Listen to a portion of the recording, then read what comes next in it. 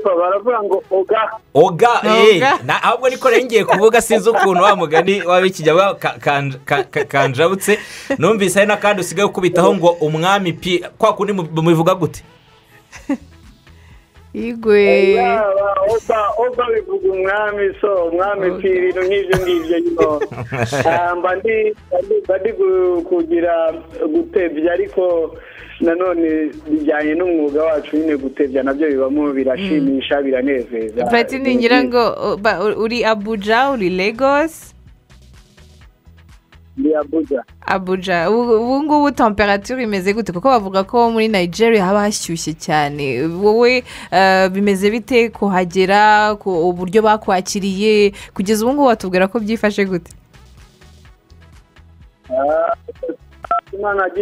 Imana nza mu bihe byiza mu gihe hari ikirere kimeze nk'icy'iwacu. Anyway ntabwo niba twashyushye kurusha ahangaha ko ahangaha bari mu bihe imvura yatangiye kugwamo gakeya ntabwo hashyushye hararinganiye imvura inyuzamo ikagwa gake gake hari ikirere cyiza ko nakiriwe rero byo ni byiza cyane nakiriwe nk'umwami na Yesu ageze i Yerusalemu urebye twayibonye ku mashusho kabisa. Yego hanyuma Platini aho ujya aho ngaho wari ugiye gushyira umukono ku masezerano na company yitwa 1% International Management ni company wamaze gusinyana nayo kwigiye kugufasha wenda mbere yuko twinjira ku bikubiye mu masezerano wagiranye nabo bivuze iki kuba kuri wowe nk'umuhanzi Platini hano mu Rwanda warasinyanye n'iyo company amasezerano y'imikoranire? Icyo cyane nuko umuziki wacu utangiye kugenda wubahwa ndetse ukaba wanubahwa n'abanyamahanga kurusha ngira ngo uko twebwe tubitekereza. Dufite umuziki mwiza mu Rwanda, dufite ibikorwa byiza byerekeye n'ubuhanzi, kuba bimwe birabengukwa n'abanyamahanga ni ikintu cyo kwishimira twagombye gucelebratinga kubera yuko ni gake cyane biboneka ibintu nk'ibi ngibi. Ku bwanjye bivuze ko umuziki nyarwanda urimo ufite icyerekezo kizima. Yego bakubengutse bate byagenze bite kugira ngo muganire kugera naho mushyize umukono kuri ayo masezerano? Hari abantu bakunda umuziki nyine bakora muri iki kigo twasinyanye bagiye muri club gusa kunezerwa kuryoherwa ko abantu bina bo gusohoka n'umuco. Hanyuma bakina indirimbo yanjye muri club nziza abantu barabazanye bati niyaho indirimbo bavuga ati niyo mu Rwanda baza kwegera umuntu nyine bazi wo mu Rwanda baramubaza ati indirimbo urayizi? Avuga ati yego ndayizi iyo ndirimbo yari Attention. Bamaze kubibona banejeje umuntu abasobanuriye uwundi wenyine baragenda bareba n'andi mashusho. Amashusho yaje kubakurura cyane n'indirimbo yitwa Helena.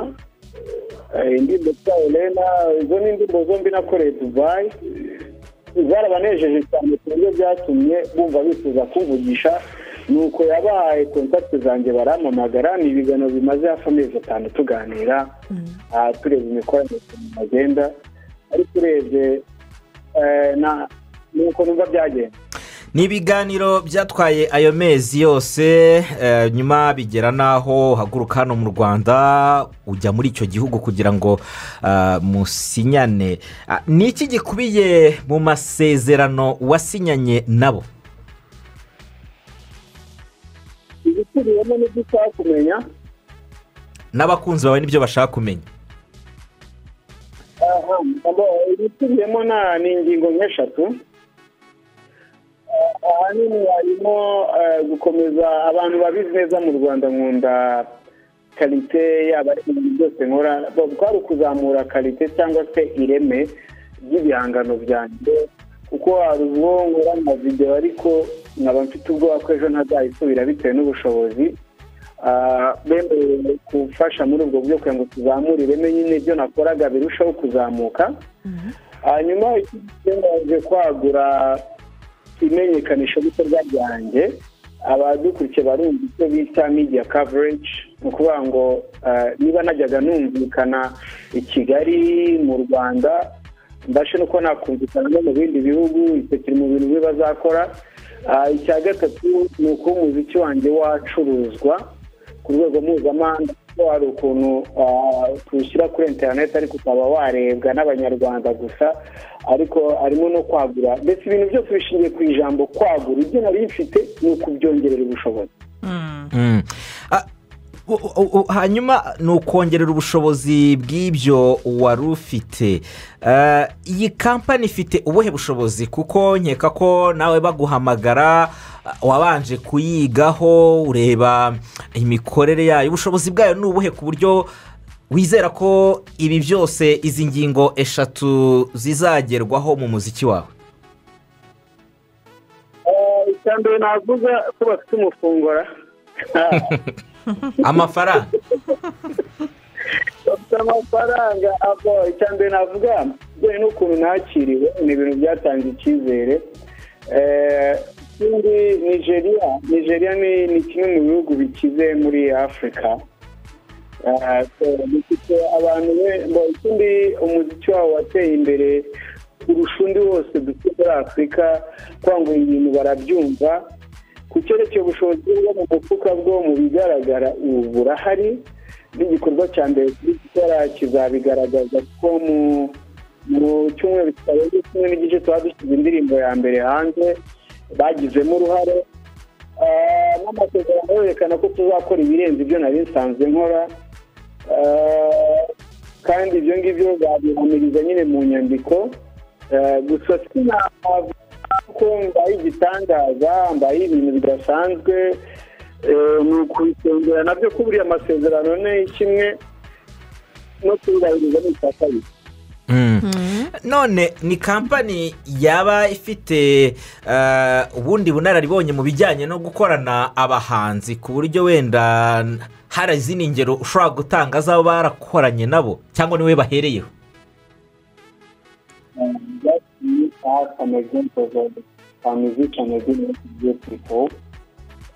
Platini, uratwumva? Platini, ni ukuvuga ngo ntarimo mbaza ku ruhande, ntaza gusubiza ibitari byo. yego. ni ukuvuga ngo ubundi bari basanzwe bafasha, bafite ibyo bita diri kwini. abantu bahuriza hamwe bakabafasha kumanejinga porojegiti zabo. bafite aba actors n'aba actress, amafilime, ikigo baba bafitemo abanyamideli, bafitemo abanyamakuru benshi bamanejinga kandi bakomeye hano muri Nigeria. ngira ngo umuhanzi wa mbere bahereyeho ni njyewe, ariko impamvu bahereye mu Rwanda ndetse bisubizemo mutaza kukimbaza nyuma, ni uko bashakaga gutangirana na Afurika muri rusange, kandi kampani ikaguka. bingwaho kubw'amahirwe, ariko ngira ngo ikinini bari bagamije ko ari ukugira ngo ibikorwa bidahera muri Nigeria, ahubwo ari ibikorwa byo guhuza Afurika muri rusange. kuko gusinyisha umuhanzi muri Nigeria ni ibintu bisanzwe, bahora basinya buri munsi, ariko kumva bafasha umuhanzi mpuzamahanga, umuhanzi wo mu kindi gihugu kandi ufite indi mpano itandukanye n'ayo bahorana nabo, ni ikintu gishya bumvaga bashaka gushyiramo ingufu. Platini, kuba uri umunyarwanda kandi iyo kampani ikaba ibarizwa muri Nigeria, ese wowe uzabigenza gute kugira ngo mukomeze mukorana imikoranire kandi ya hafi na hafi, bamenye ngira ngo n'amakuru yawe bwite bibafashe kuba banakwagura ibikorwa byawe? uzabigenza gute? uzahamara igihe muri Nigeria? uzajya ucishamo ingendo zigiye zitandukanye? bimeze bite mu bigendanye no gukorana n'abo bantu? icya mbere na mbere, I will have a local manager. so nzajya kuri field umuhagararira, bajya bavugana buri munsi. iyo ni Kina Music bazaba baganira nayo. hanyuma ingendo zo ubu zatangiye nta guhagarara, nzajya ntembera cyane, gukora ibikorwa. hariya ikindi, komisiyo yabaye nk'umudugudu, buriya bintu biroroshye, kuko kohereza indirimbo bajya kubikora kugira ngo bayigireho igitekerezo ni iminota 2. kuba twaganira, conference calls zirahari, zoom irahari, video call zirahari, whatsapp irahari, emails zirahari. Ibyo bizatworohereza cyane tuvuga ndetse tuba tumeze nk'abantu babana n'ubwo bwose nzaba ndi i Kigali. Igikeneye ko gikorwa mari nzansimbuka urabona ko byabaye n'amahire nyine nkahita nza muri Nigeria kandi icyo kintu muri Japan gifasha mu mitari nziza.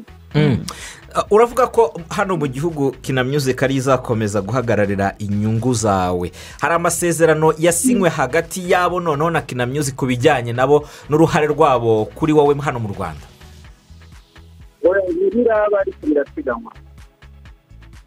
Yego, bivuze ko kubavuga ko kuva warasinya aha ugiye gutandukana na Kina Music ntabwo ariko biri.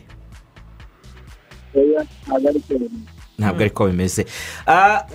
Wagiye aho ujyanye n'abantu muzakorana ku mashusho y'imwe mu ndirimbo n'ubundi wavuye hano ukoze ikaba kimwe mu bikorwa abo bagiye kugiraho uruhare. Ibikorwa by'ikorwa ry'iyo ndirimbo aho ngaho bigezeho ubu ngubu? Umunsi wa mbere byo twiriwe mu ifata amashusho icyo ta shooting twafashe igice cya mbere. Ikindi bitewe n'uko kubona aho dukorera bitigeze byoroha tuzakomerezaho ku wa mbere nibwo tuzongera gufata igice cya kabiri kuyatweta dusoza uwo munsi.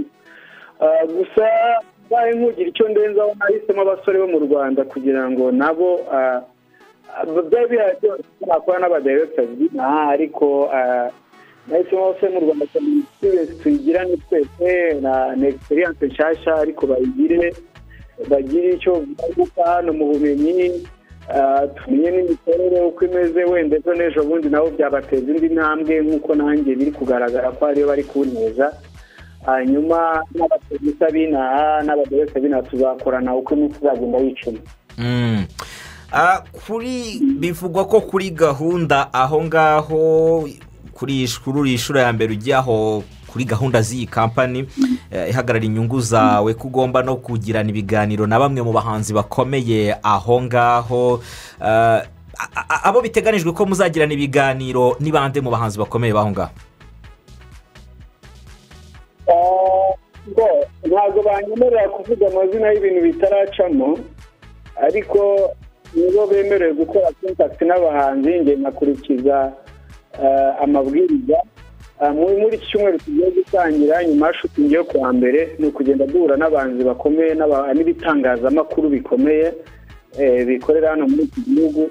Uwo nzagenda mpura nawe yose unagize amahirwe yo guhura nawe nzagenda nshyira amafoto kuri Instagram yanjye, ubwo abantu bazaba bagenda babibona ariko kugeza ubu sinzi ngo bazamuza nande gutyo gutyo. Wowe nk'abo witeze urumva hari abo bashaka ariko nkawe ku giti cyawe ukurikira umuziki waho cyane wumva ari nk'abande wifuza guhura nabo n'icyo ubitezeho wowe?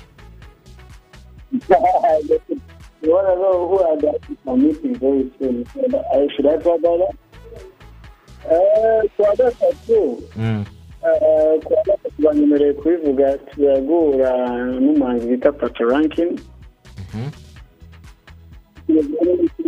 Hari undi bavuganye witwa Zlatan. Ariko nta gahunda yo gukora ntugura jisite nkamenya n'abantu. Hari n'abakinnyi b'amafilime tugiye guhura abo twavuganye witwa Iniedo, hari undi witwa uririmba witwa Chike. Tuzagenda duhura gake gake turebe icyo twavanamo. Yego, dusoza Platini, ni iki wabwira abakunzi bawe nyuma yo gusinya aya masezerano? Urabizeza iki? Intumbero yanjye guhera mu buto bwanjye nuko umuziki watunganyiraho. Mbijeje yuko ibyo nagiye mbigeraho ariko nshaka kurenga ibyo byari byo mu buto. Nshaka ko umuziki wamenyekana mu gihugu cyanjye. Ndabikora rwose byitangiriye isama. Ndi ambasada y'igihugu cyanjye muri make ndahangaha. Ikindi nabizeza yuko amasezerano niyubahirizwa nk'uko twayumvikanyeho, u Rwanda ruzaba rugiye kuba kimwe mu bihugu bigaragara ko umuziki kuko tumaze igihe kinini ibintu tubiharanira ko tutarageraho. Nicyo mbona. yego mu mashusho yose yagiye agaragara uri aho ngaho yagiye agaragaramo umwe mu bakina filime hano mu Rwanda benshi bazi nk'ariya kuru niwe waba waragize uruhare mu isinya ryawe cyangwa se mu kuguhuza n'abo bantu? ntabwo byose ariya yagize uruhare rukomeye cyane. urabizi asanzwe ari umuntu ukomeye mu mafilime mu gihugu cyacu, yantanze gukandagiza ikirenge hano muri Nigeria. navuga yuko urabona ko no mu kunyakira no mu mashusho yose nk'uko umaze kubivuga wagiye umubona, yagize uruhare rukomeye cyane kugira ngo bangire icyizere kuko babaje amakuru yose uwo ndi we n'ibyo nkora. wenda bo bakunze ibihangano gusa ariko umuntu nyirizina ntabwo bari bamuzi, so bagomba kumenya nyirizina. ibyo byose ni hariya nabishimira, abyumve niba arimo kutwumva none ndamushimira cyane. kandi nawe ibikorwa bye mu minsi iri imbere muzabyumva tu muzanabibona amaso. yego turagushimiye cyane Neme Platini aka P. baba urakoze cyane.